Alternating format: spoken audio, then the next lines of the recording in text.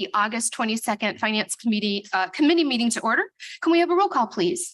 Member Cahill, Member Chaplin, Here. Member Childress, Member Covert, yes, Member Desart, Member Eckhoff, Member Evans, Here. Member Galassi, Member Garcia, Here. Member Guston, Member Krajewski, Member LaPlante, Member Ozag, Member Rutledge, Member Schwarzy, Member Tornatori, Member Yu, Member Zay. Okay, we do have a quorum. Do we have any public comment this morning? Okay, no public comment. Chairwoman's remarks. So on August 14th, County Finance and the state's attorney staff met with Baker Tilly auditors, Michael Malat, who's a partner, and Joe Lightcap, who's a director. During the meeting, Baker Tilly reviewed certain bank account information and accounts that are not held by the treasurer. The account information will regularly be submitted to finance. Baker Tilly determined that the information provided satisfied certain fiduciary obligations and was sufficient to remove a note on the county's audit annual report going forward. So with that, we didn't feel, the state's attorney didn't feel they needed to come in and talk because they had already met with Baker Tilly and worked it all out. So next year, that item will not appear on our audit anymore. And I know that the circuit clerk has submitted, and she had been submitting reports, audited financials and things like that to our finance department. So I think that's a positive for all of us. And thank you, Member Krajewski, for bringing it up. And, you know, now we have it all rectified. You can say one thing.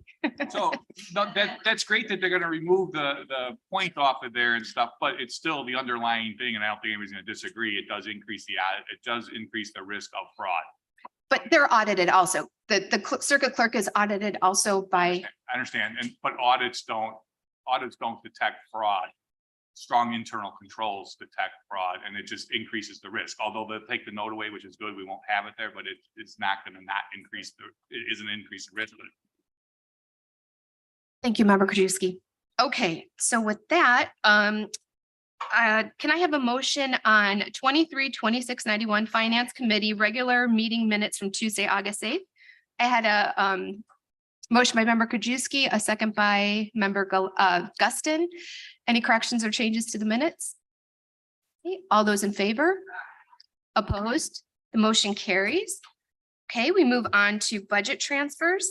Can I have a motion on 23-2796 transfer of funds from other professional services to overtime in the amount of $25,000 due to the implementation of a new tax assessment system causing a backlog of data entry. Overtime has and will be necessary to bring this backlog up to date, as well as keeping up the daily operations of the supervisor of assessments office. So do we have motion by Member Garcia, second by Member Yu. Any discussion, Member Zay? Well, thank you, Madam Chair.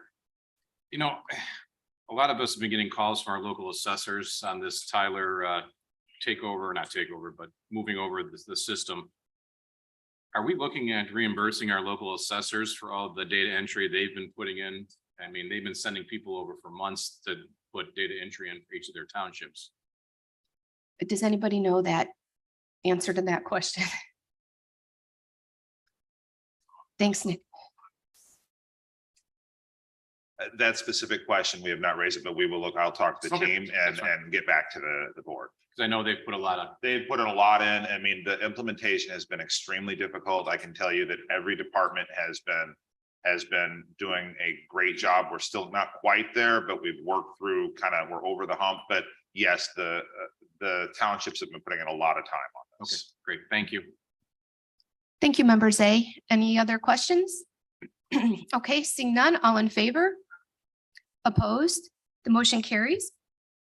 We move on to 23. Can I have a motion on 23-2799 transfer of funds from regular salaries to professional services, printing and operating supplies and materials, the amount of 16,000 funds to.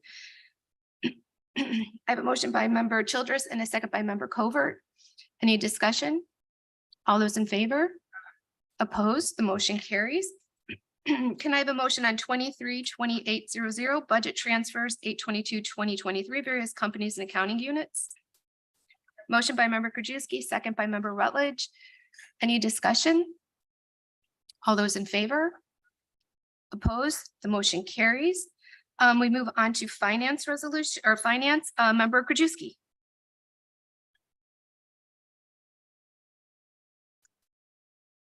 FIP 0013-23, recommendation of approval of a contract purchase order issued to Midway Industrial for the purchase of a forklift not to exceed $32,606.30. Have a motion by member Krajewski, second by member Yu. Any discussion? All those in favor? Opposed? The motion carries. Thank you, member Krajewski. We move on to animal services, and I'm going to call member Krajewski again. Thank you, Madam Chair. I move on ASP 0049-23, recommendation to purchase pharmaceutical veterinarian medicines for supplies for not to exceed $76,000.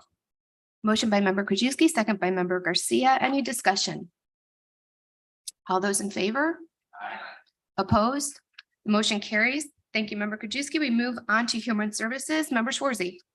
Thank you, Madam Chair. I move on item 23-2733, HHSP 0289-822, amendment to resolution HHSP 0289-22 issued to Cisco Chicago Inc. for primary food, supplies, and chemicals for the DuPage Care Center and campus cafes at the JTK Administration Building and the Judicial Office facilities for a change order to increase the contract in the amount of $270,210, resulting in a new total contract amount not to exceed $1,139,378, an increase of 31.09%. I have a motion by member Schwarzy, a second by member Garcia. Any discussion? All those in favor? Aye. Opposed? The motion carries. Member Schwarzy. Thank you. I move on item HSP 006623, a recommendation for the approval of a contract purchase order to Jorns Healthcare LLC for rental of fluid immersion simulation mattress systems for beds for the DuPage Care Center for the period September 8, 2023 through September 7, 2024, for a contract total amount not to exceed $36,600. I have a motion by member Schwarzy, second by member Yu. Any discussion? All those in favor? Aye. Opposed? The motion carries. Member Schwarzy. Thank you. Finally, I move on HSP 6723, a recommendation for the approval of a contract purchase order to Cardinal Health Inc. for primary pharmaceuticals for in and outpatient pharmacy services for the DuPage Care Center for the period September 1st, 2023 through August 31st, 2025 for a contract total not to exceed $4,800,000. I have a motion by member Schwarzy, second by member Guston. Any discussion? All those in favor? Aye. Opposed? The motion carries. Thank you, member Schwarzy. We move on to judicial public safety. Member Evans. Thank you, Madam Chair. I'd like to move on JPS CO 623, recommendation for the approval of an amendment to resolution JPSP 0079A22 for a change order amending purchase order 5691 serve issued to Clear Loss Prevention Inc. to increase the contract in the amount of $18,209, resulting in an amended contract total amount not to exceed $324,148.19. I have a motion by member Evans, second by member Guston. Any discussion? All those in favor? Aye. Opposed? The motion carries. Thank you, member Evans. We move on to Public Works, member Garcia. I move to approve FMP 007723, recommendation for the approval of a contract to Arlington Glass and Mirror Company for on-call window glazing, repair, replacement, window adjustment, and board-up services as needed for county facilities for facilities management for the 2-year period of October 1st, 2023 through September 30th, 2025, for contract total amount not to exceed $70,000.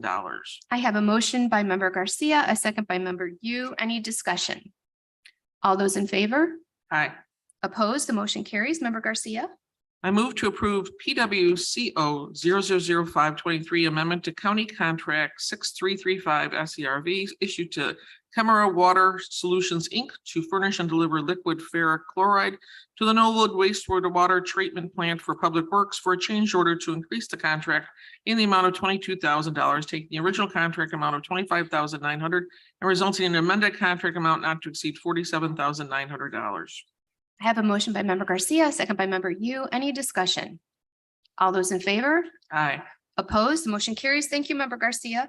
We move on to technology. Member you. Thank you, Madam Chair. I move on item TEP 006023, recommendation for the approval of contract purchase order issued to Intellius Inc. for an upgrade to the Windows servers that the Infor Lawson applications run on for Windows 2012 to Windows 2019 for information technology. The period of August 22, 2023 through November 30, 2023 for a contract total amount not to exceed $72,000. Have a motion by member you, a second by member Childress. Any discussion? All those in favor? Aye. Opposed? The motion carries. Member you. I now move on TEP 006123, recommendation for the approval of a contract purchase order issued for Infor Inc. for the purchase of Micro Focus COBOL licensing to be compatible with upgraded Windows Server 2019 for IT, the period of August 22, 2023 through November 30, 2023 for a contract total amount not to exceed $112,709.53. Have a motion by member you, a second by member Childress. Any discussion? All those in favor? Aye. Opposed? The motion carries. Thank you, member. Oh, you have one And more. I've got one more. Thank you.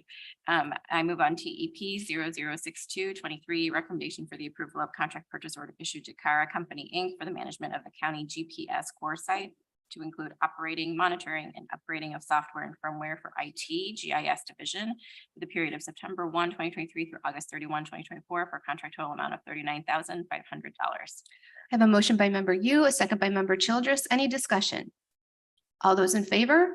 Aye. Opposed? The motion carries. Thank you, member you. Thank We you. move on to transportation and member Ozog.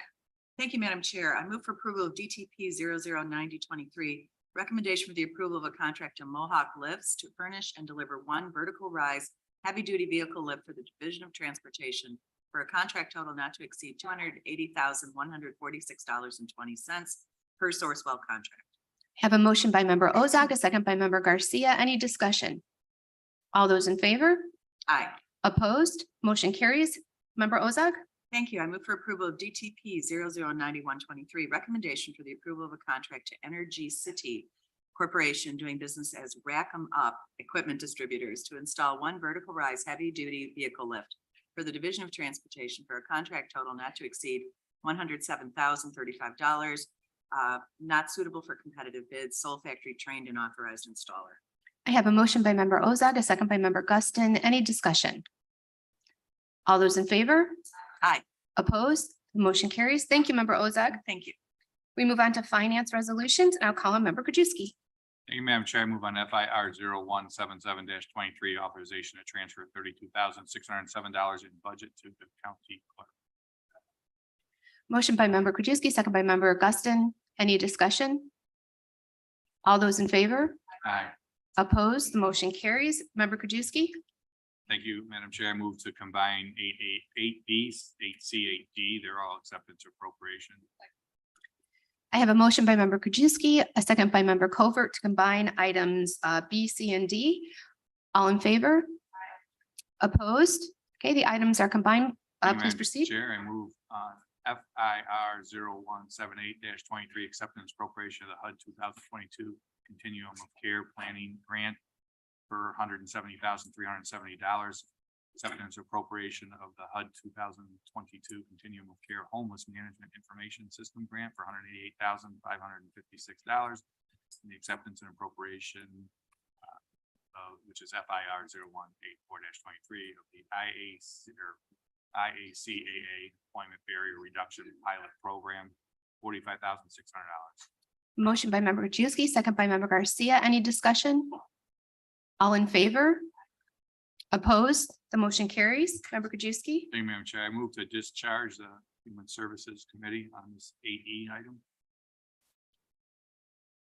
Motion by member Krajewski, second by member Garcia to discard charge committee. All in favor? Opposed?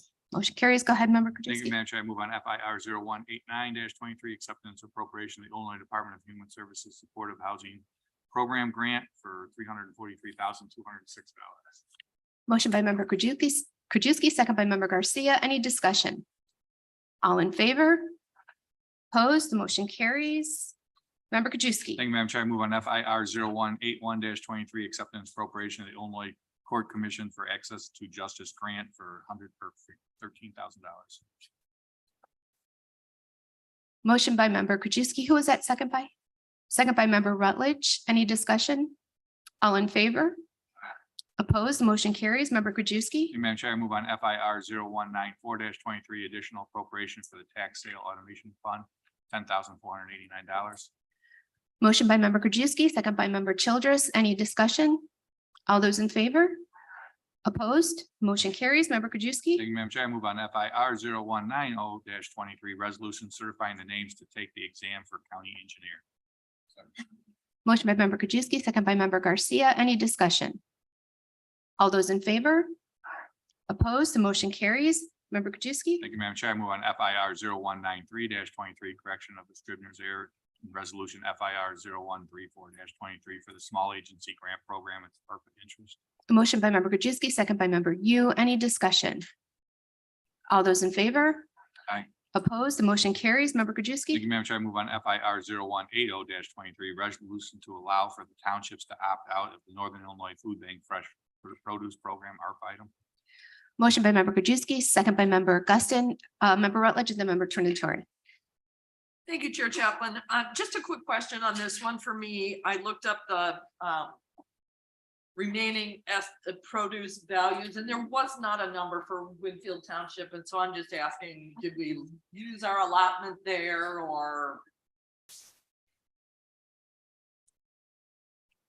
Thank you, Mary. The only townships that are included are the ones that have Northern Illinois Food Bank associated food pantry. Got it. Thank you. Thank you. Member Tornatori. I was going to ask. The amount that we have on each of those, is that a negotiated amount? Is that what they asked for? Is that what? It's the amount that we determined based on what's been delivered to date, actually, as of about the end of July. At that point, about just over $1 million worth of produce had been distributed through the entire network. So we had about $750,000 left, about 40% of the program.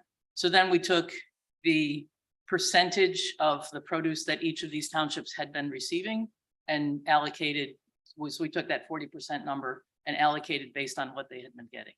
Okay, and I want to thank you for doing what you've done on this. My comment is, I think it's unfortunate that we got to the point where the townships had to opt out and we couldn't fix the problem.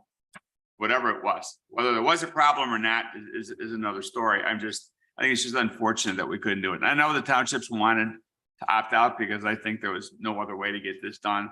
But I certainly would have preferred if we would have been able to stay with the problem. And it's no reflection on you. You've done everything you could to fix the problem. So it is what it is. But thanks for getting us to where we are. Thank you. I had member Yu and the member Schwarzy. So I just want to make clear that the listing of the $77,000, not all the townships are opting out. Is that right? Do we know yet which ones are opting out? We don't know for sure. We've had a couple indicate in meetings that we've had that they absolutely won't opt out, but we wanted to provide the opportunity for all of the townships. So yeah, what the resolution says is they have 30 days to notify if they're deciding to opt out. Thank you, member Yu. Member Schwarzy. And I was going to piggyback on Ina's question. I was going to try to answer that ahead of time. We had a great meeting a few months ago, I guess, or 6 weeks ago with the township food pantries. We had some really good discussion, and we felt like the majority of them are probably going to continue this program with the Northern Illinois Food Bank, but we certainly wanted to have the option for them to opt out if they want. So this resolution will allow, it'll give them like 30 days, I believe, to follow up whether they want in or out. So. Okay, great. Thank you. Any other questions? Okay, all in favor? Opposed? The motion carries. Member Krajewski. Madam Chair, I move on FIR 0182-23, approval of the local food pantry infrastructure investment program in the amount of $1 million ARP item. Motion by member Krajewski, second by member Garcia, and member Zay, go ahead. Thank you. Is this in addition to the $5 million we gave them last year? And it just says Exhibit A, insert local food pantry agency. So So no, this is not in addition. This is a continuation. We haven't allocated the entire 5 million. Oh, okay. So we still have 1.75 million left. So we're releasing, well, there's the up to 77,000 for the townships. There's $1 million for this additional, or for this equipment grant. And then once we know how much of that is used, then we'll make a decision on the remaining 700,000. Great, thank you. Member Krajewski. Thank you, Member Zay. Member Are Krajewski. we, I mean, part of this initial, what we were doing a year plus ago, are we looking into any of the distribution issues with regards to maybe instead of everything coming from Northern Illinois Food Bank, but to having better distribution network within DuPage County? You know, some of the reasons why they don't go to some of the smaller food pantries is because they have big semi truck. And have to make multiple stops, but we were talking, some of the townships offer to use their box trucks. Some of them have bigger storage facilities where we can have stuff delivered here and then conveniently brought to the places versus going to Northern Illinois Food Bank. And I thought that was part of what we were going to do a year and a half ago was that 5 million was, and you know, work with Nick too on the distribution of getting that food out there. Because that was part of the problem too, with it being, a lot of it being rotted, but it would just be quicker to get it to them. So I don't know if that's being worked on or not. I have no idea. I don't know if Member Schwarzy wants to. Well, we haven't discussed Northern Illinois Food Bank, their distribution process, but I think part of this $1 million is to solve some of those problems. You know, certainly there'll be some vehicles probably listed in here and things like that. So I So think we that's part of the really, I problem. mean, what we were gonna do a year plus ago, we really have started it is what I'm hearing. Well, in terms of completely changing the distribution process and network, we haven't gotten a lot of traction or frankly interest from the food pantries on changing the distribution methodology. Wow. Okay. Well, I mean, when I got together a year plus ago with all the food pantries, that was a big issue. Was the distribution, and we were going to look into, that was part of the set aside, was to look into the distribution, whether it's refrigerator trucks for the community house that needs, and smaller vehicles here, and even bringing the food here and then having it distributed out versus waiting for that truck to come. You know, they have big truck, so I guess we're going to start it, I guess is what I'm hearing. We are, I mean, vehicles are an eligible expense under this grant program. We have not had conversations about having food delivered here on campus. I think. Well, not here on campus, but we were talking, there's some facilities, I know Addison offered, and I believe People's Resource, they had big warehouses here locally where the food could be brought to and then picked up here. I mean, you remember those discussions, Nick, don't you? The distribution, I mean. Right, we're gonna do it now. We're gonna start that is what I'm hearing. Microphone, like. Yeah, that would be up to the food pantries to determine if they want to purchase vehicles under our grant program. Well, I think I'm not sure that's I think we at the top or with Northern Illinois Food Bank need to figure out how to get the distribution better down here in DuPage County, not let individual food pantries come and buy a truck.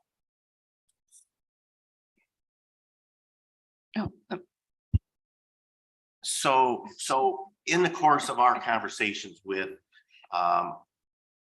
pretty much every food pantry in the county or awful close to it, the Northern Illinois Food Bank has participated in those conversations. They've been there present, and there's been a lot of dialogue. There's been a little bit of dialogue on that, on your question, really directly between that food pantry and representatives from the Northern Illinois Food Bank. So there has been mutual cooperation in some of these meetings where they're working together, but we as a county have not sort of dictated on, hey, your distribution methods aren't good, you need to fix them. So we haven't had those conversations. You're gonna set aside $1 million to look at getting more efficient with the distribution of food throughout DuPage County.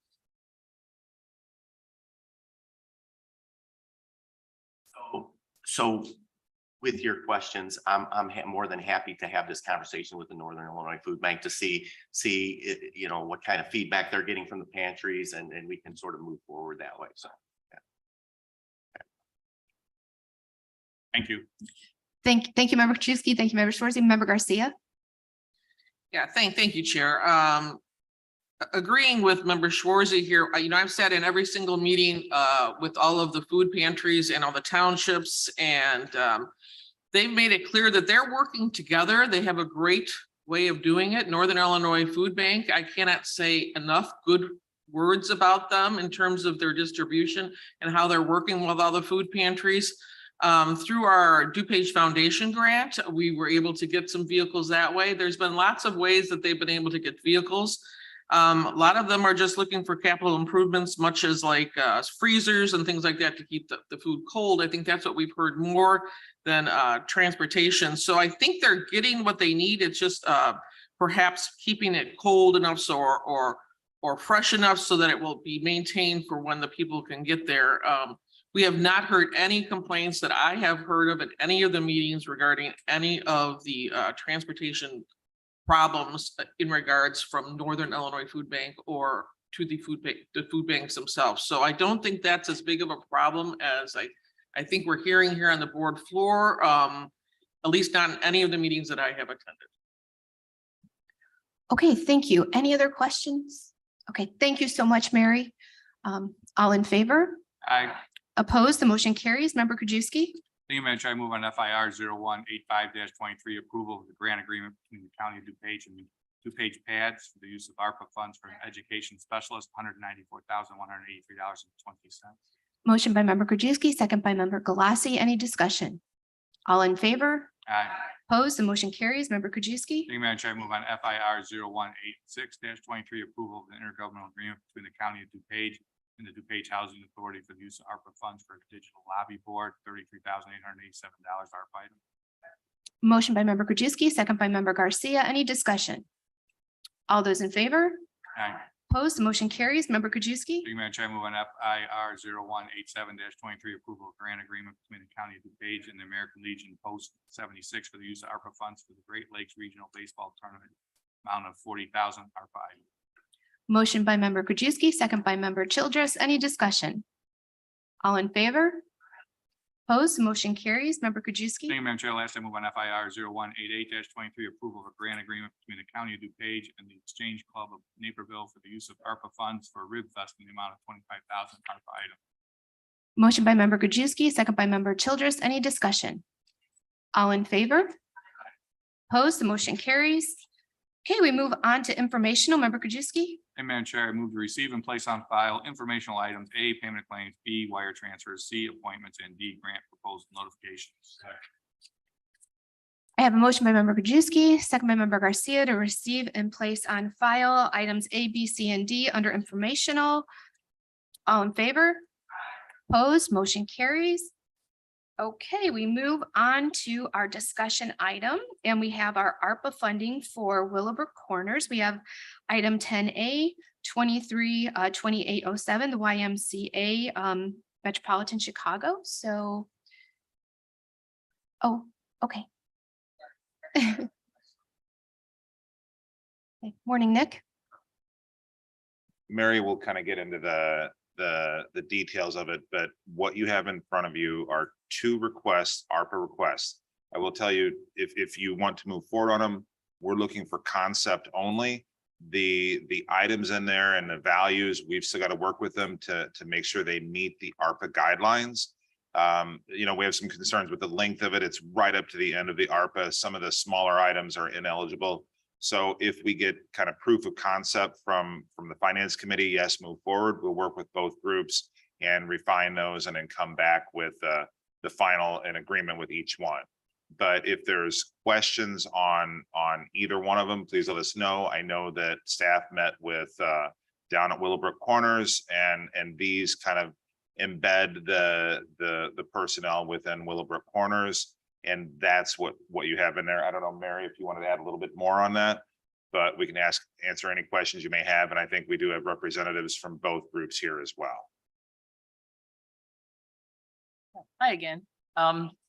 Yeah, we do have representatives from both the Y and Community House here with us today. I think from a staff perspective, as we looked at needs in that community, we really agreed that probably the best and strongest role for us is to enhance the services that are being provided by the community-based organizations that are there on the ground. I know that I think all of the District 3 representatives have had conversations, I think maybe with both organizations. I know the Y for sure. But as Nick said, we're bringing these proposals sort of as concepts, and then with the hope that if we have consensus, we'll bring them to agreement in 2 weeks.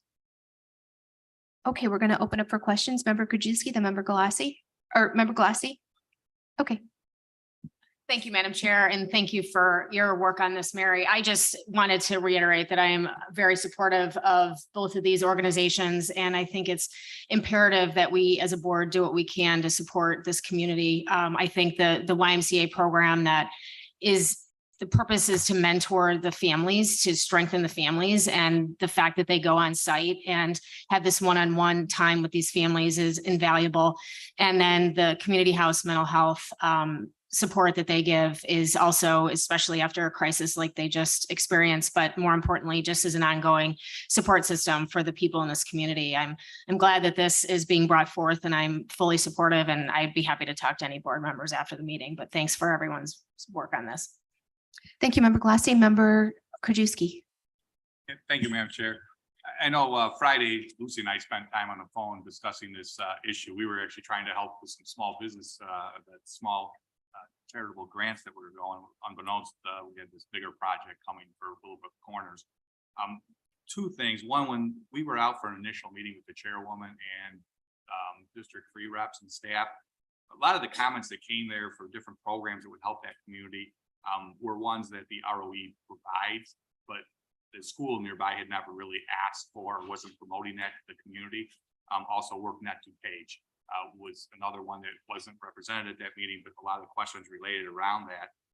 So one, I think this is great for this area, but I think it's a much broader one we need to look at, because on the phone, we were talking to Lucy and I with the YMCA. They were helping the ROE with some additional programs similar to this in Bloomingdale, the extra 146. So I think there's other communities within DuPage County that are just like one in my district. And yes, I'd like to have it in my district, but I think we need to take a bigger approach and look at the whole county and where possibly they can step in and help in other areas, because clearly they're helping the ROE in Bloomingdale. And I think maybe I see Member Dustin raising a hand at Naperville. And I know we're looking at the extension of how long the ARPA could go for 3 years, but maybe we look at getting this looked at in the whole county and using the ARPA money in the first year and a half and figure out where, one, what programs ROE has that aren't being utilized in these communities, and two, having the YMCA expand their reach in DuPage County to other areas, not just down in District Lane. Thank you. Thank you, Member Krajewski. Member Evans, then Member Covert, then Member Guston. I just want to address briefly one of the elements that Member Krajewski brought up. The ROE did meet and has in fact conducted at least one workshop for the elementary district. And I understand that the ROE is providing resources for the high school district down at Willowbrook Corners, but that's just the one area that you were Yeah, I talking understand. When about. we had our initial meeting, I talked with Darlene Rossetti and she gave me a list of all the programs that were available, and they were only using one of them. And it was more trying to get the school and the community people to understand the program, because it's not being reached out to them. Same with WorkNet DuPage. I think they need to be involved also, because there's a lot of questions. And I think we are starting to work with them, but I think it's not just unique to my district in that area. It's unique to the whole county. We have certain areas that, we could do it on more expansive approach. One of the things that once the community space is completed down there and there's actually adequate facilities down there, WorkNet DuPage will be on site from time to time. My own department will be on site from time to time. So it gives us an opportunity to have a workspace there, but absolutely it's sort of the integration of bringing county services into that particular area and other areas in need in the county as well. Sure. Thank you, Member Krajewski. Member Evans.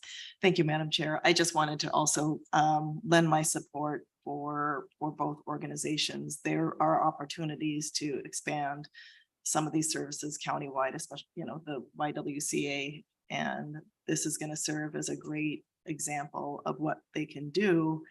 And I also wanted to point out that in this particular part of District 3 that, especially the community house serves, there's no park district, there's no library district. So it's pretty acute in that area. So I just wanted to say they're also filling in gaps that are present in that area as well. So thank you for being here. Thank you, Member Evans, Member Covert. Thank you, Madam Chair. I also wanted to express my support for these wonderful organizations, the YWCA and the Community House. I feel it is needed. And I remember in transportation, I believe we were talking about this particular area and how they don't have sufficient transportation there. And there's, more resources that are needed in this area. So I fully support these organizations and supporting them as much as we can. Thank you. Thank you, Member Covert. Member Guston. Thank you, Madam Chair. Yes, the YWCA and obviously Community House does wonderful, wonderful things.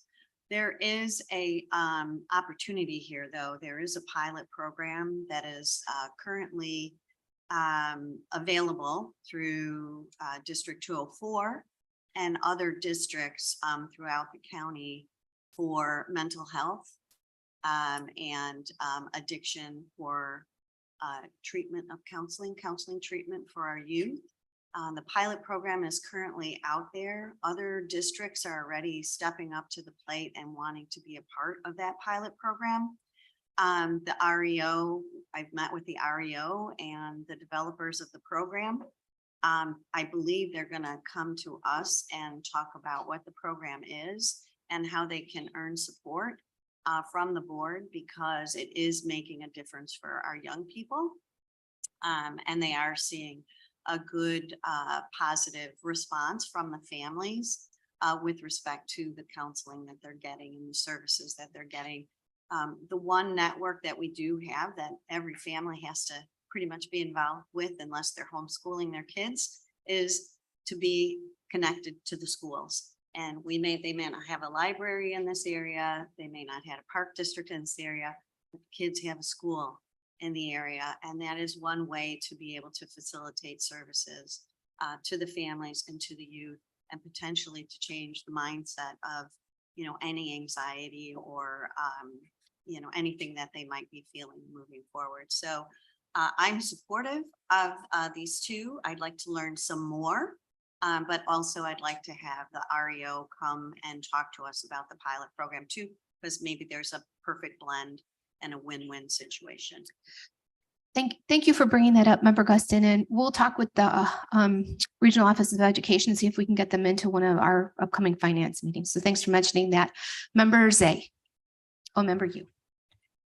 Thank you, Madam Chair.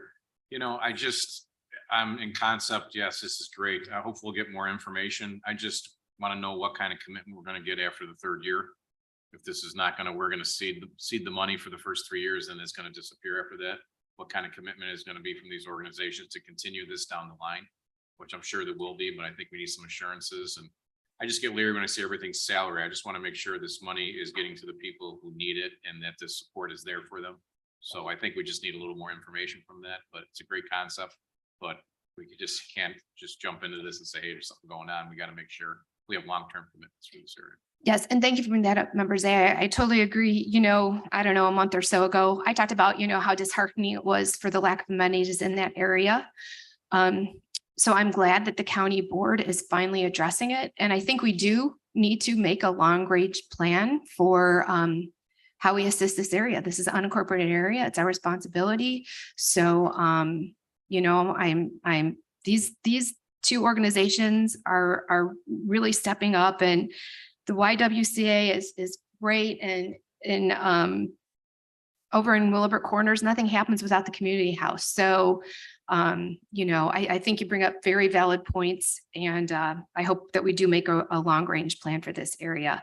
Member you. Thank you, Madam Chair. So I just also want to say that I commend everyone who's involved in making this particular program happen with YWCA and with Community House, including the members of District 3. I actually had a question just because, well, first of all, community house and YWCA, they're going to be doing this intensified partnership and they're going to be providing wraparound services, which, you know, in evidence-based practice and social work, that is the thing that you have to do. So this is really exciting. And my question has to do with, I didn't see in the information how many families are currently serving. They say that with this additional funding, they will help additional 11 to 15 families. So I'm just wondering how many families have already been helped and if 11 to 15 families is enough for this area. I think I'll call on the representative from the Y. Thank you, everybody. I'm Peggy McGuire with the YWCA Metropolitan Chicago. I'm the Director of Child and Family Development for the Y. Thank you for the question. I'm so excited to actually hear the support.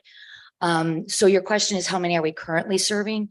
So in the Willowbrook Corners area, we are funded through, we have a 0.5 person right now that can do the birth to 17 home visitation, and a 0.5 person, excuse me, that can do the birth to 5. If that makes sense. We did lose funding through RibFest. That was our primary funder.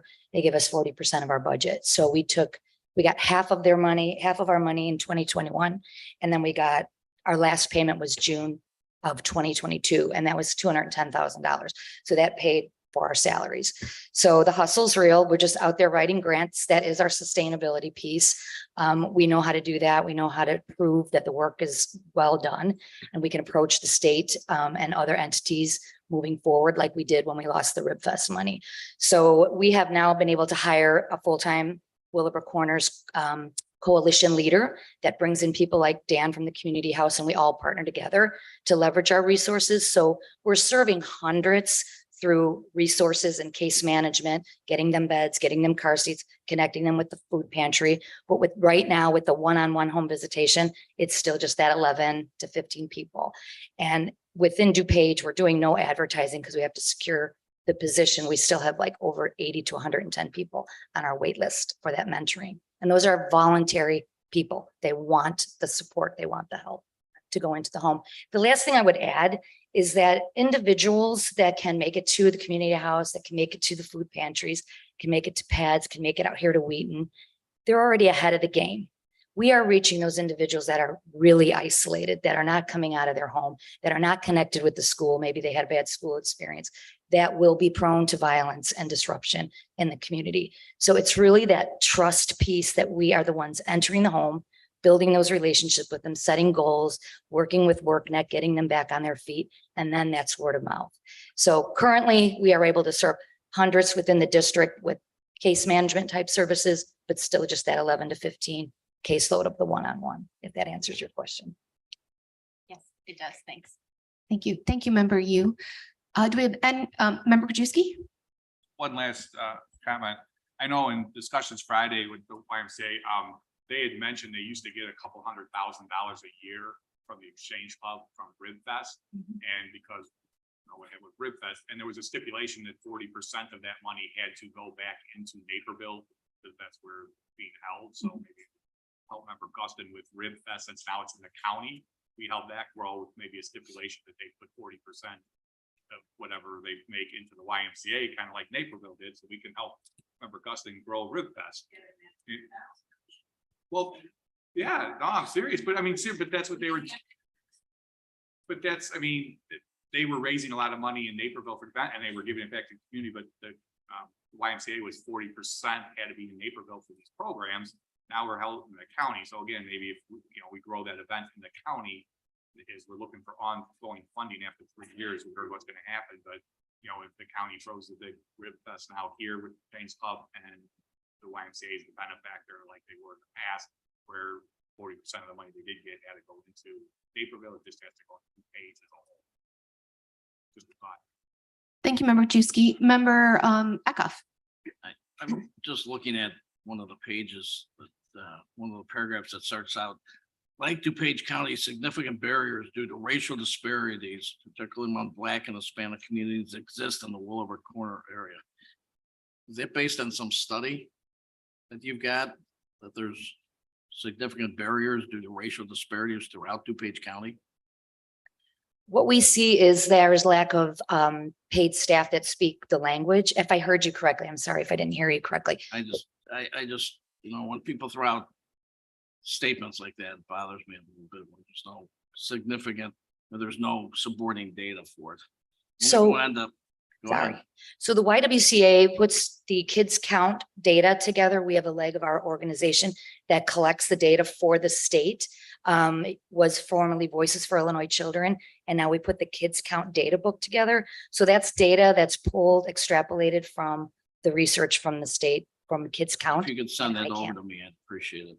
The other question I have is the 2 paragraphs later, it says, according to the Illinois report card, the chronic absenteeism rate in District 180 is 43.8%. With 27.5 of the students missing 5% or more. And that's existing now with the funding that you got. How are you gonna reduce that? Reduce truancy? Yes, So. chronic absenteeism. So perfect example was during COVID, a lot of students came up missing. So districts, we work very, very closely with districts throughout the county. They reached out to us for us to do outreach and work with Amber and work with her overflow and reach out to them on a one-on-one basis to try to find out, why aren't they going to school? What's the barrier? I mean, we would find things like mom has cancer, children still had to be home while parents worked. There were some obvious solutions that we could get kids back into school, that they weren't necessarily going to go to the school and try to solve it at the school level. So we were able to offer that support after That's- COVID and during COVID to find students. You offer that support and it's still at 43.8%. I mean, I can think of Wheeling School District was one district that comes right to our head. We were able to find over 100 children that they couldn't find anymore, that they lost enrollment.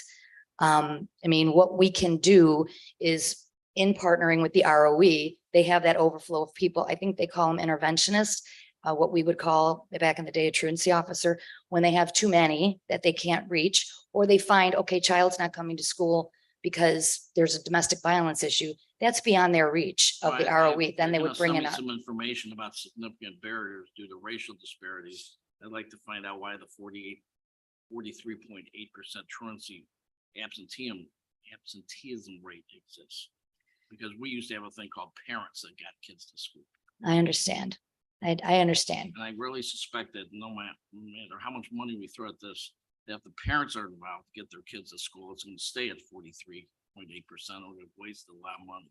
Right, that's our dream.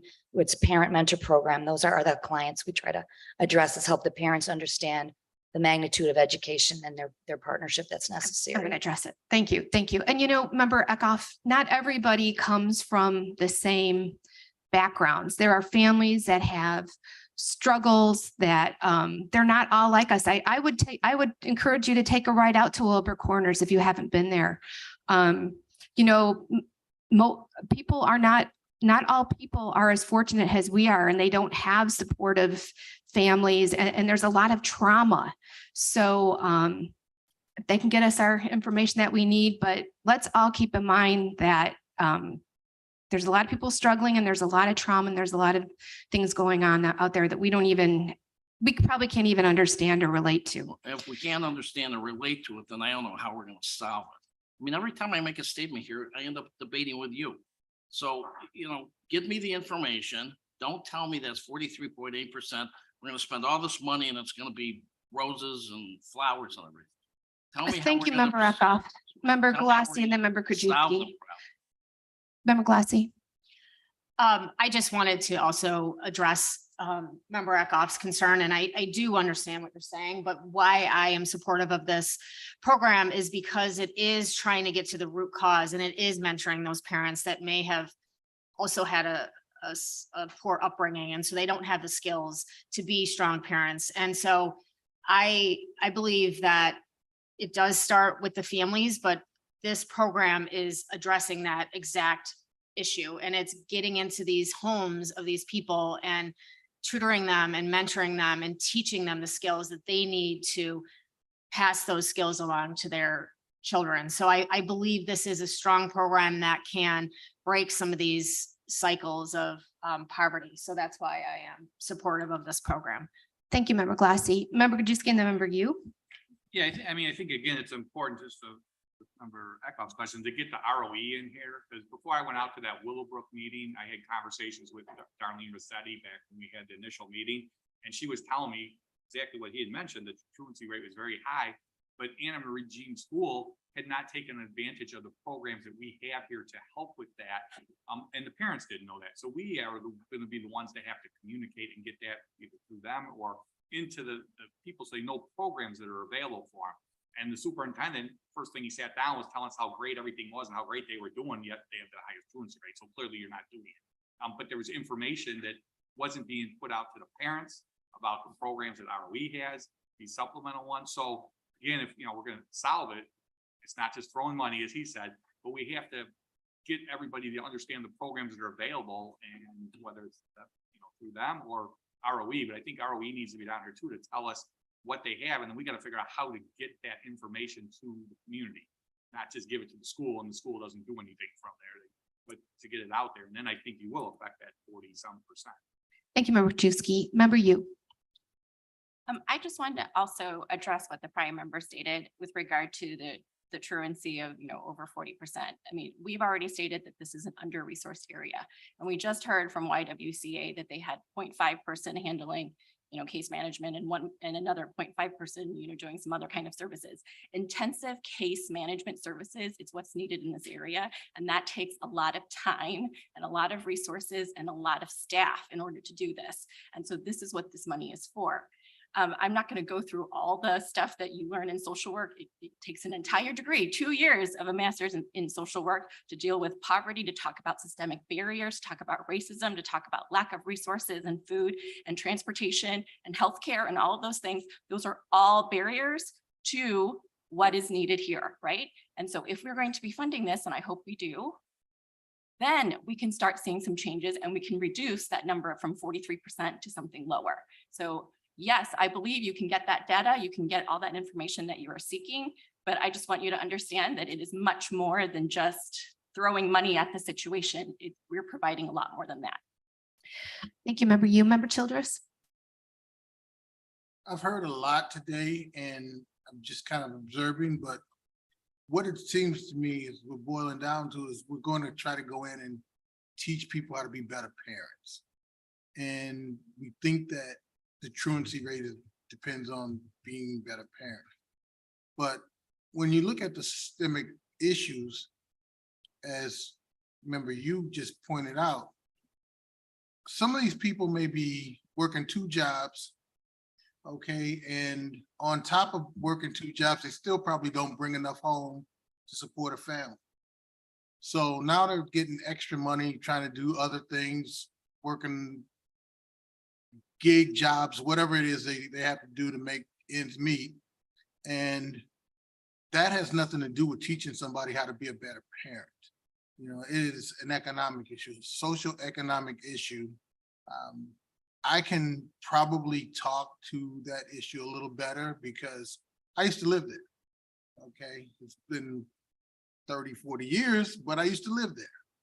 And it doesn't seem like things have changed much since I've moved away. The socioeconomic issues are still there and the lack of resources are still there. And someone mentioned today that this is our problem because it's unincorporated DuPage. So we can sit here and stand in judgment of the people that live there. We can stand in judgment of their parenting skills, but I don't think we are the right people to do that. We can't go in trying to teach people how to be better parents until we've solved the economic issue. There's a social economic issue out there, lack of resources, lack of transportation, lack of a lot of things. And then to blame it back onto the parents. They're doing the best they can. Many of them are, then you get into a situation where kids have too much time on their hands, and guess what happens then? Gangs show up and start to nurture the kids in different directions. And then we sit back here in this county board and say, oh, it's parents. It's a parent skill. We need to teach them to be better parents. It doesn't happen like that. And I just wanted to make sure I put that in the record that we're not here to teach people how to be better parents. We're here to solve problems. And again, I think it's more of a social economic issue than anything. Thank you, Member Childress. I have Member Guston, Member Covert. Thank you, Madam Chair. a lot of good comments and a lot of good conversation over this topic. For me, my focus is on our youth. They're the ones that we can actually give tools to be able to help them make decisions and choices that are different. Yes, their parents may have two jobs so that they can't really stay on top of a lot of things because they're just barely staying above water. However, we can do a lot through the school systems and offer different types of programs for mental health or addiction. And the pilot program that's currently out there seems to actually respond to and getting it at an early age so that it's not perpetrating the same kind of response or conduct, because the young people now will have tools or have a different mindset and be able to make a different choice. And so that's where I think most of our energy and money and financing should be, is on the youth, to be able to help them make different choices and get tools that they can actually use versus I'm putting my hands up, I got no other choice. So I hope that we can have the REO in here, talk about it, and then have some discussion on it. Thank you. Thank you. Excuse me. Thank you. Member Covert. Thank you, Madam Chair. Just to piggyback off of Member Childress, I agree 100%. And we started this 2018. We passed the diversity inclusion imperative, and then we went on to strategic planning committee. We did the race relations series, and there was a purpose to that, to figure out the needs of the communities, different communities, and assess their needs. And that is what we discovered, that it really does come down to economic issues, socioeconomic issues. And that's why we created programs for DBE and MBE and WBE to provide those opportunities so we could teach a community to fish, not just, catch their fish for them. And we are, continuously working on that at the county level. And I think that these programs right here supporting YWCA and the community house, that is an added layer to that. So I understand Member Eckhoff's concern too. He is also, correct in his sentiment about it. He wants to see improvement. So does Member Childress. We all do. And I think that there's so many different approaches to this issue. And I think that supporting these type of programs and working on all, different layers, there's different angles to this. We could do all of this and improve this area, this community. So that's all I have to say. Thank you. Thank you, Member Covert. Any other discussion? So, Member Krajewski and then Member Yes, Eckhoff. again, I think, we do also have, in addition to doing this, we have a lot of programs, and I think we just got to work on how we get these programs down into the communities to make everybody aware of them. And one last, comment with regards to this incident happened, and talking to the ROE several months ago, they put together an intergovernmental with the schools, where the schools all joined, or if you wanted to, many of the schools joined together, where if incidents had come up, they would allow their social counselors and workers to go to the incident. The school down there did not join, but yet then they had an incident and they're asking for a bunch of, help, county, whatever, the social workers come down there. When they had not joined the organization. Now, maybe we should push harder, and, superintendent doesn't want to do it. You talk to the school board, let the community know, but, there's a program that was out there. Where again, we have a lot of programs. We're just not getting it to the people so the community understands what they can take advantage of. And I guess having, the YWCA down there, they can also let parents know about all the different programs the county has. In addition, more people, who take advantage of it, we can help more people.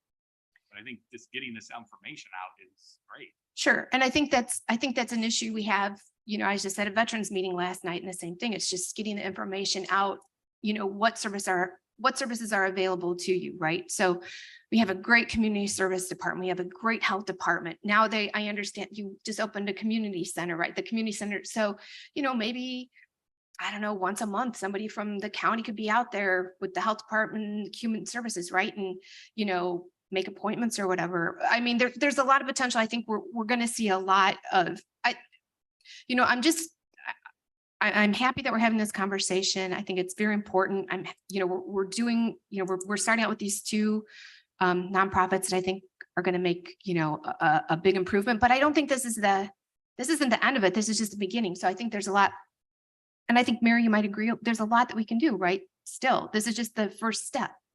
Sure, and as I said, that once we have space down there, Mhm. there's absolutely an opportunity for our department, for WorkNet, for any county, for the ROE, for any organization to partner. But I think that getting back to my original comments, that the folks who are currently sort of embedded in that community are coming to us and saying, this is what we need to really make an impact in this community. The Willowbrook Corners Coalition, Peggy, I don't know, can you briefly just talk about the coalition? Because there is sort of an organization of organizations that are working within that community. Sure. So the coalition was a very vibrant part of Willowbrook Corners, and then it kind of dissipated after COVID, not totally, but we had gotten some funding. We wrote a grant to take the lead and do the Willowbrook Corners Coalition, kind of have the community come together. So we have LaMonica, who any of you have met her. She's super dynamic. LaMonica Campbell. She has meetings regularly with local people from the school district, from the police, surrounding police department, libraries, to really funnel and utilize the resources that are within that community to do just what we have talked about, getting that information out to the community via home visits, via the school, letting them know the resources that are available. I know Dan is an active member as well on the coalition, and it's growing. We have members right here today that also sit on that coalition to really get a voice to that community.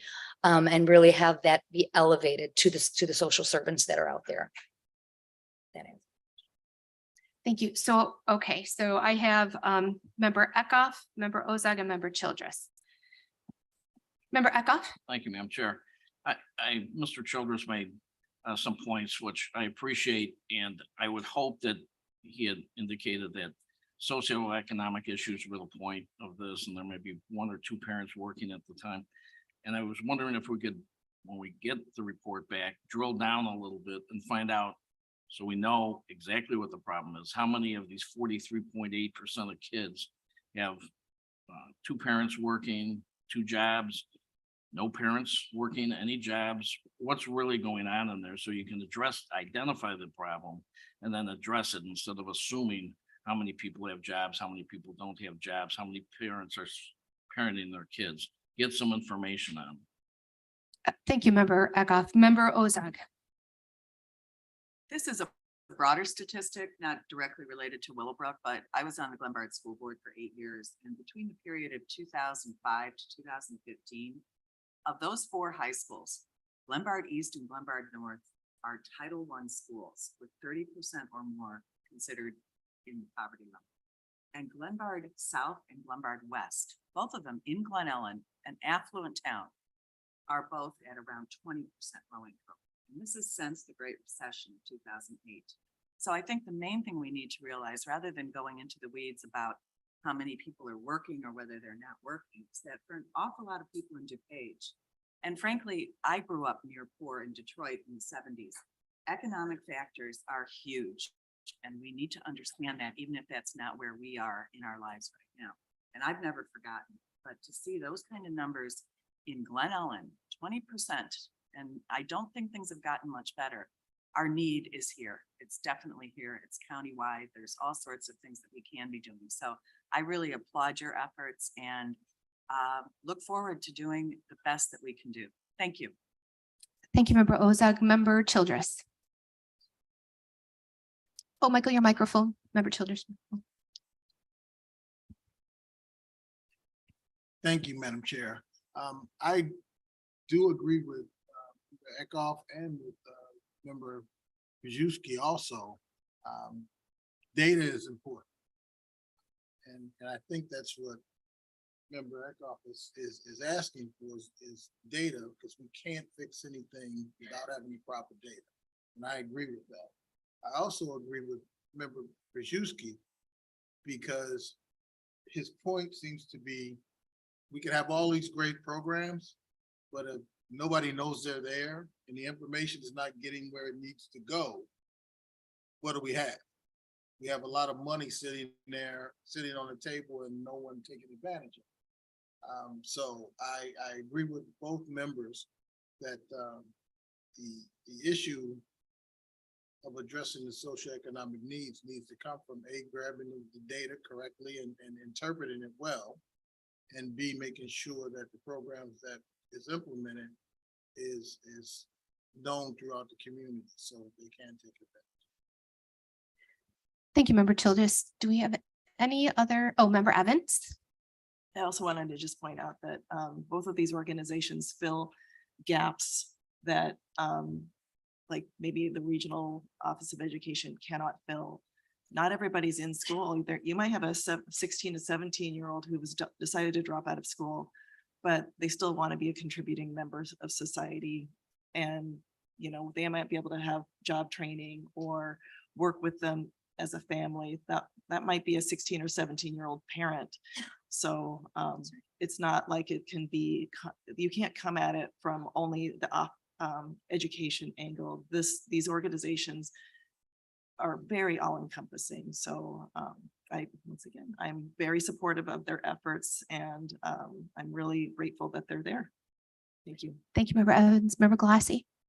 Yeah, one last thing I wanted to add is I do agree with many of the comments. I agree that having the data is incredibly important, to echo what Member Eckhoff said. And also the communication of the programs. I'm hoping that, you know, what I've heard from individuals there during these meetings is that we need to build trust within the community so that people trust that the services are going to be beneficial to them. And I believe that the building of this new community center and having these people on site and having more interaction on a day-to-day basis will help build that trust.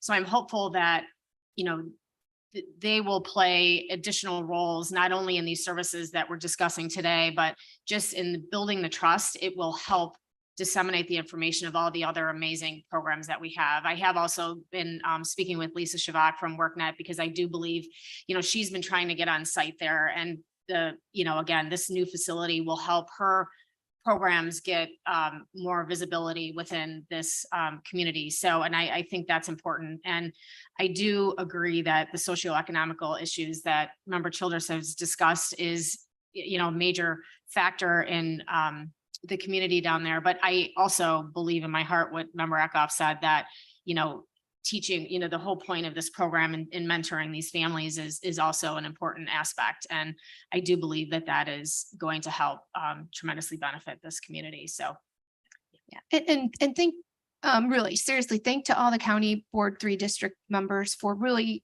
doing a great job and taking an interest in you know, your commitment to the community. And I think what we're going to see from these organizations is probably a holistic approach, right? They're going to look at everything, not just education, not just social. I mean, I think they're going to take a holistic approach at it and try to address, you know, a lot of things that are going on there. And like I said, this is, I hope, just a first step in what we're going to be doing out there. And, you know, I just commend everybody on the board for their commitment to this. Member Krajewski for the last time. Well, no, and I'm not even gonna speak. I was gonna say, just real quick, I think Amber's sitting back there, right?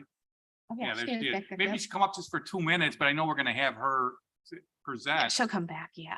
No, but I just want to let her just 2 minutes to say you guys are going down the right path, or, you know, can we just, I mean, I think that, is that okay? Amber, are you prepared to come up today, or would you rather come back in I a week or guarantee two? she's prepared to be. Okay. Yeah. Then you're more than welcome. She saw it on. Oh, Dan, would you like to say some things? She saw it on. We'll the let Dan agenda. go and then we'll let Amber. Go I ahead, can Dan. briefly. Thank you. My name is Dan Janowick. I'm the executive director of the community house. And I just wanted to bring up the great conversation you're having here today are the conversations we've had as organizations about what's the impact that we want to have and can realistically have. So the idea of connecting people to existing services is built into both of these proposals, because we know that no single organization can change the trajectory of an entire community. So both organizations highlight the fact that connecting people to the existing services of the county, which are very varied and vast, and other organizations are absolutely a part of what in-home visiting does and parent mentoring, and what our social workers would do in individual and group therapy as well. The second piece I think that's just important context-wise is that this is subsidized housing. So there will always be socioeconomic issues with the families that live there. When they can move out and when they're facing fewer socioeconomic barriers, they move. And so the next family moves in. So the idea of making sure that there's services that are foundational in nature to help families that are experiencing the low income state that they're in at that moment are the services that need to be there for the future. And we consider both of these, what the YWCA and what the community house is trying to do, as some of those foundational services. When we're helping parents have the skills they need to be better parents, that's going to help the child. That's going to help the parent be more successful. That's going to help the child be more successful. And when that young person comes to therapy and sees one of our social workers at the community house, in the offices that are right there in the community, that student is going to improve. They're going to be a better child, a better relationship with mom. And those foundational types of services are what start to change the trajectory. The county cannot change the socioeconomic status of many of those families. There's no one fell swoop to change poverty, but providing services for the families while they're in that moment, I think, is what both organizations are trying to do. And we know from our after school program, which services just over 100 kids a day, about 70% of those families are single parent led households. And so you stack on top of the challenges and the barriers to service of low income families, on top of single parent led household families, on top of largely minority populations, and you start to realize that these are disadvantaged communities and that they do need additional services. So we're grateful for the conversations with the county staff and with the county board members to bring that to the community in as efficient a way as possible. Hey, Amber, come on down.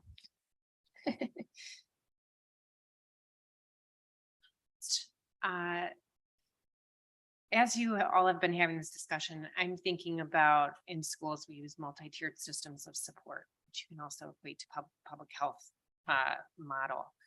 And the base of that, if you picture it like a pyramid, is tier 1, and it should be focused on prevention. I think that kind of goes back to what Member Childress is talking about, the socioeconomic piece. Maybe that's the prevention piece. I think what we're talking about with the ROE's partnership with Peggy's program, that started working with the Bloomingdale Township Children's Network, which we've been attending meetings together for about 2 years, and came up with a model that we were going to pilot in Bloomingdale Township, where the families who are at the top of that pyramid, who they need intensive supports, some of which are mental health related. And our interventionists, like Brian mentioned, or Member Krajewski, sorry, that we have, we provide supports. Our goal is to get the kids back in school, but given the high numbers on our caseloads, they can't actually give that intense support. Hence why we wanted to partner with Strong Families and be able to take the families that would qualify for that level of support and funnel them that way. Now, last week, we met with District 204, Member Guston, and District 204 had sought funding to partner with a service that can very nimbly, was the word that Adam Forker said he kept thinking of as they were talking about it, get families the mental health services that they might need in the school. So kind of take away that stigma that might be there attached to mental health supports. It's a safe place. They're familiar with going to the school. So we talked about that. That is a model that we could also use countywide. So that's what I would like to come back to you next time with some data. So Member Ackoff will have the data that he needs to understand why we want to do that. So I think it's all related, and especially in that referral service, the YWCA could be part of that, where all the school districts in our county can have that level of support for those top tier students that really need the help. And families, they do refer to get family help as well. So again, it would be a way for us to start coordinating our resources a little bit more efficiently. I do think you can always lead a horse to water, but you can't make them drink, but we got to do what we can to get that information out to people. And I think the referral service might be the best way to do that. I already know Lake County, which is very similar to us as far as the number of school districts and closer in size to our student population, they've already gotten funding to partner with the referral service. So I think we could be the 2 counties in the state to get this maybe as a statewide model. Great. Thank you so much. Thank you. So do we have any other discussion on these 2 items? Do we have consensus that we want to move forward with these items? Okay, we have consensus. So I think staff, Mary, you have your direction then? Okay, great. All right. Do we have any old business? Member Schwarzy? Thank you, Madam Chair. I know we've been here for a while, but I wanted to take a few minutes anyway regarding our small human services grants, because everyone has seen their emails with their district organizations. You've seen the comments from finance, and you've seen most recently the state's attorney's comments. So there's been a couple questions, and I want to take this opportunity for either me to try to answer them. I may reach out to Vice Chair Garcia or finance to help answer these. And I don't see Connor here. I'm not sure if the state's attorney has someone else that could answer these questions with him not being here. But question one has been because a couple of the districts have more than $175,000 requests, can the other districts share their money? The easy answer is the resolution does not allow that. The resolution that we passed earlier this year specifically says each district gets $175,000. And I think the intent of that was to spread the grants throughout the entire county. Per capita, obviously towns like Naperville, Glen Ellen probably have more 501c3 organizations than many other communities, and so it showed in the application process. So the answer is no for there. So what do we do with that extra money that isn't being used out of the $1,050,000? And my recommendation would be to put that, to continue this program next year. This is the first year we're doing it the way we're doing it, and I think as we move forward, I think we will get more applications from these other districts as we continue this down the road. The second question is, there are some organizations where it's not clear cut. Finance, if it says ineligible, it's ineligible from the finance point of view, from the parameters that this board decided when we put this program together. Some of them, they say they don't have enough information or it's unclear. The state's attorney may have answered that question. The state's attorney didn't put eligible, ineligible. The state's attorney said, this does not meet the scope of the county board, so they can't do it. So read that comment, but there are a few organizations where even the state's attorney says it's unclear due to the nature of the proposal. So I would suggest proceed with caution, because if your district decides they want to give it to that organization, at some point, we're going to need more information from that organization, and we may not be able to, they may not be qualifying for that. So with that being said, I'm sure there's lots of questions, so I'm going to have our staff come up and go ahead, Madam Chair. It's up to you. Okay, thank you, Member Schwartz. I have Member Ozag, Member Guston. Do you have a question? Then Member Krajewski. So Member Ozag? I need to ask Member Schwarzy. I see an email from yesterday. Deadline is April 30th. That's August 30th, right? It is August 30th. Okay. Yes, sorry. They start with A. Thank you. Thank you, Member Ozag. Member Guston? Yes, thank you. And thank you, Member Swarzy, for the update and the clarification on this program. The one thing, I'm obviously in a district that has a high number of not-for-profits and population that service a lot of different people. And it's, it almost seems like a little discriminatory that we are funding each district in the same way when each district has its own special needs.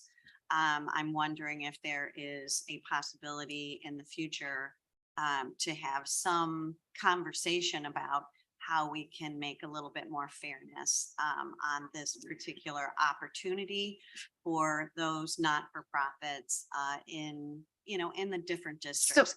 So like, I know, I think it was District 4 and 5 had significantly more requests than the other districts, right? And so are you saying, so if,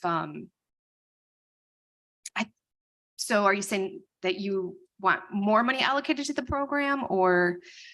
You know what? I am open to discussion because as I'm just hearing now, it cannot, like if the Right, district 'cause- doesn't use their whole amount, they can't transfer that money to a district that's in need.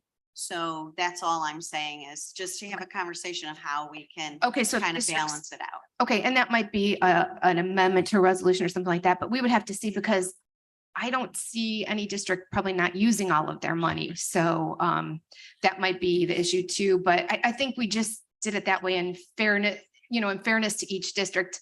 No, I understand why it initially, and I'm all in, but I didn't Yeah. realize that there were gonna be two districts that were gonna come back with a lot more need Right. than other districts. And Right. then the districts that don't have as much need, the benefit for them is that their organizations are gonna get more money. Where if we just divided the dollar amount by how many, applicants we got that qualified, then obviously we have more applicants, so they would get less dollars, where in another district, they would get more dollars. Well, So just, I right. don't have an answer. I'm just kind of throwing it out there as a think about. Well, when we used to do the $1 million grant through community services, kind of was done that way. People applied and then you guys scored them and then, the highest scorers received the funds. We thought that, this way, by doing it district-wide, it would get the county board members out in their districts, learning more about the nonprofits that they have and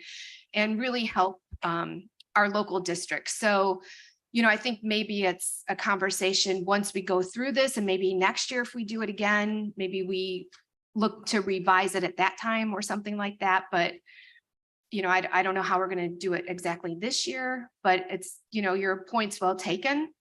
So. I mean, I just want to No, help them all, absolutely. Thank and you. that's Bring it just up. My thing, but No, if I'm good. only helping them with $1 versus they can get $1,000, it'll make a big difference for their organization. Right. And I don't have an answer, but just something to consider.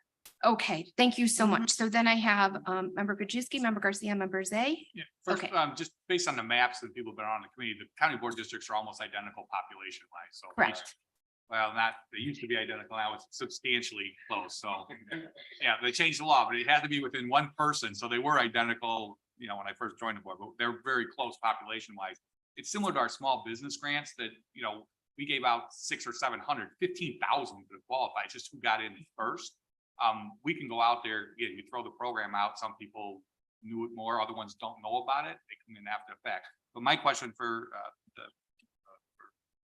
Forgy, our district didn't have enough for the 175,000, so they get two questions with that. One, can we still, because I'm sure I could go out and find 300,000 or 400,000 in my district nonprofits, could we, if we still have them in District 3, can they submit since we haven't used the allocation? I guess it's the first question.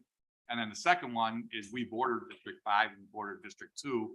And specifically in District 2 where Downers Grove, Westmont, Clarendon Hills are all like half in District 2, half in District 3. We just did it based on the address. So the address for like the senior citizen, whatever at the township is in District 2, but yet they service most of Downers Grove and all of District 3 that's south of, most of the township is all south in District 3, that facility is in District 2. So Right. can we share with, let's say service, or can I just go find some people in District 3 and not-for-profits? I'd be happy to try to answer that and with staff's help. With regards to the current application, there was deadlines on, and so I guess we don't want to open that back up because if we're sort of recruiting for more people to put applications in I now. haven't used the application. No, we haven't, but there was a deadline for a purpose. And then the second question, I know we had that discussion on, and maybe staff can help me with that one. The answer to both questions is that's not the way we wrote the resolution and designed the program. So is it eligible now? No. Does the board have the ability to go back and rewrite the program, extend the program? It's your program. So, but all of both of those issues involve going The back issue and revisiting. Comes if you use the address. So a small charity that has the address out of the person's house that's in Clarendon Hills yet, but the organization services all of Westmont. You use the house. Correct. As where it's at versus where they're servicing. So that's just, We, one follow-up on that, we did collect that information though from them of what communities, if you looked at your application, you can see it does note on there what communities they serve. So we do have a sense of that from what we collected. Thank you, Member Krajewski. Member Garcia? Yeah, thank you. And thank you for clarifying that, again, and if we rewrite the resolutions, we're going to be slowing down the payments to the nonprofits that have already been approved. So I really want to think hard before we really do that, one. And number two, in regards to Member Guston's comments, I think the needs are all the same in all of the districts. It's just a matter of getting the information out for the first year. And I think what's going to happen is that the money for, like I said, this is what we're planning, the money with, I believe with Member Schwarze's, and my opinion on this, is that, and staff, is that the money that is not used this year will go back in and we'll be doing this again next year. And people will see that the small nonprofits have gotten the money this year, and the information will be relayed to other small nonprofits, and I think that they will be then inclined more to apply next year. So I think that we have to be really careful about redoing any kind of resolution or paperwork. Just think this is what our finance department's been doing all along for all of these resolutions that we've done. So we want to make sure that we are careful and agree and stick to what we have agreed to from the beginning. Thanks. Yeah, and I think Member Krajewski, you did make a very valid point that just because a nonprofit has an address in District 2, it doesn't mean necessarily serves District 2. And, some of the nonprofits in Naperville serve all of DuPage, some of them in, so we did it by address of where the nonprofit is located, but they may help residents all throughout the county too. So just something to keep in mind as the well. senior citizen one, which I was helping them get the grant, but it was in your district, but they service almost all of my district. Right. And Right. Yep. No, I understand. So thank you, Member Garcia, Member Zay, and then Member Galassi. Thank you, Madam Chair. We brought this program up because we had DuPage Foundation, and we all know there's small charities out there that were falling through the cracks. Let's not get in the minutia here of who has more, that Naperville is more entitled to more money than Carroll Stream, West Chicago, Warrenville, other areas, Hanover Park than that. This is to find these small charities where they do great work, but they weren't qualifying for the larger grants. To this 25,000, we used to do the $1 million grants. 25,000, some of these charities is a big amount for them. It helps a lot of people. So let's not get into, we're not designing the program right. We're doing the best we can. It's the first time. And the main thing is we're helping a lot of people out there with this money, and that we get through the first year, we can improve on it. We can do more. If there's more money, we can do more down the line, but let's not get back and forth that I should have more, you should have less. It's the people that are getting the money, just not, what district. We all represent all our areas. We all have our own certain and different needs in each district.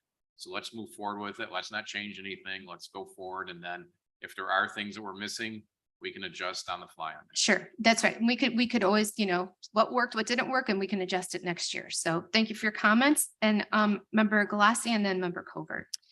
Thank you, Madam Chair. And I completely agree with Member Zay. And I just wanted to add that I fully support the concept and why we did this. And I think it's wonderful. I know that I personally was trying to find with Dan and some of the conversations I was having, other organizations that we could support in District 3, and we couldn't come up with any. So my only thought is, I love the program. I just would like to find a better way to maybe get to there. I'm certain that there are other organizations in District 3 that we're not aware as much as we were trying to advertise the program. So just going forward, I would just love to brainstorm about how we can reach some of the people that weren't aware this year. So. Yes, great. Thank you so much, Member Galassi. And then Mary, did you want to say Yeah, something? I'm sorry. I just wanted to make a comment off Yeah. of something Member Guston said. For those districts that are oversubscribed, that have more applications than they have funding available, there's really two approaches, and it's entirely up to the district to decide how they want to do it. You can either say, take all of the eligible organizations and then divide 175,000 by that number, and everybody gets the same amount, or you can look at them on a more subjective and prioritization basis. So you can absolutely make determinations of which organizations you think are serving the residents in the most need, or areas that have the biggest gaps in service, or further the county's mission. So you can really, it's up to the individual districts to determine how they want to approach that. And that's the difficulty of managing a grant process. That's the challenge, is that there are always more worthy organizations than there are resources available. So that's the challenge. But I just wanted to point out, it doesn't have to be purely a mathematic determination. And I totally agree, because we had to seek a fund at the city and it was giving money out. That was the hardest job there was, is giving the money out. So I agree with you wholeheartedly. Thank you. Thank you, Member Guston. Member Covert? I wanted to make a quick comment. I really do appreciate Mary Keating's comments on that and clarification. And I just wanted to say that every, just referring to, I agree with Member Zay's statement, but just referring to the part where, where he says, well, let's not get into some need less or some need more. I'm just going to point out that every district has different needs, so depending on the circumstances in the situation, I'm always going to stand up for Naperville. That's my district. That's Patty's district. So we have different needs. We're unique in the county. So we will come back with, may come back with additional needs for Naperville. So that's all I have to say. Thank you, Member Covert. And then do we have any other questions from the members? Because I'm going to give Member Schwerzy to close. Thank you, Madam Chair. Thank you. Thank you, Mary. And thanks for your work on this program. Thanks to this board for having this conversation, having this program in the form that it's in this first year. We certainly, and I've heard this comment today, we certainly can make some tweaks to fix it. Just a couple things. August 30th is the deadline to submit your requests. And that there's a link on the email that'll take you to Mary Catherine's office. So please submit it there. It will come to the Human Services Committee the first Tuesday in September, and then we will vote on it there. It's gonna stay at that level. It doesn't have to come back to this committee. On our Human Services meeting, the first Tuesday in October, we are going to have our Human Services Committee in this room. We are going to invite the recipients and do a presentation at our Human Services meeting in this boardroom here. And then finally, I really want to thank Vice Chair Garcia for all her help with this, and Mary Keating for her guidance, but especially Mary Catherine and her team, because when you're dealing with grants and the process and the time consumption that it takes to do that, we are very, very blessed to have your team working on that. So thank you very much. Please thank them for us. So, thank you, Madam Chair. Thank you. Do we have anything? Do any of the board members have anything under new business? Okay. Well, I have something under new business. So last Wednesday, I attended the Veterans Administration Commission meeting. And last night I attended a meeting at the American Legion Post 76. And, veterans are struggling with mental health issues, with homelessness, like in numbers that we haven't seen before. And we haven't allocated any ARPA money to any veterans. So I'm thinking I might be working with the VAC, and I just had a brief sidebar here with Mary Catherine, that maybe we can take some of that ARPA money and help out some of our veterans, because that's one organization that we've overlooked, or one group of people that we've overlooked with our ARPA funding, and veterans are, part of ARPA eligibility. So just something that we might be bringing forward in the future. So Member Ozog. As the mother of a veteran, I am 100% behind this. The need is great, and we have the homeless veteran shelter in Wheaton, et cetera. There's an awful lot we could do, and I really support this 100%, 1,000%. Thank you. Thank you. Member Guston? Thank you, Madam Chair, and I totally agree. Also have family member who are veterans, also a member of the Naperville VFW Auxiliary. I will say that it is a little more difficult getting services or getting individuals to come to services unless they're in an environment that they feel comfortable in and that they're used to, which a lot of times are the VFW post and things like that. So maybe there's some efforts that we can do to support the post and, you know, get more services and more buy-in, let's say, a participation for our veterans, because it is a very unique area of our community. It's a different mindset for them with respect to many different things. So thank you. Thank you. Okay, with any other new business? Okay. Can I have a motion to adjourn? Okay, we have a motion and a second. All in favor? Okay,